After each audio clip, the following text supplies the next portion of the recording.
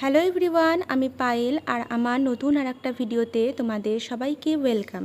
আজকে তো ছিল বৃহস্পতিবার আর সাথে ছিল আজকে রাখি পূর্ণিমা। সকাল সকাল আজকে পূর্ণিমাও যেহেতু পড়ে গেছে, সেই জন্য আমিও স্নান টান সেরে ছাদে চলে এসেছি, কারণ তাড়াতাড়ি আজকে পুজোটা সেরে নেব। এদিকে দেখো, আগের দিন গোপালের জন্য সমস্ত রাখি, নতুন জামা সব কিনে রেখেছি। আর পূর্ণিমা যেহেতু দুদিন ধরে পড়েছে, মানে আজকে লেগেছে আর কালকে ছাড়বে, সেই জন্য গোপালের অনেক রকম রাখি কিনেছি, যে আজকেও পরাবো আর কালকেও পরাবো। শুধু গোপালকে না, সাথে আমার মেয়েকেও পরাবো, কারণ ওরা দুজনেই আমার কাছে ছোট্ট আর ওদের দুজনকেই আমি রাখি পরাবো। তারপরে পুজো টুজো সেরে নিচে গিয়ে ততক্ষণে দেখি মেয়ে ঘুম থেকে উঠে গেছে, আর আমি এদিকে বিছানাটা তুলে নিচ্ছিলাম।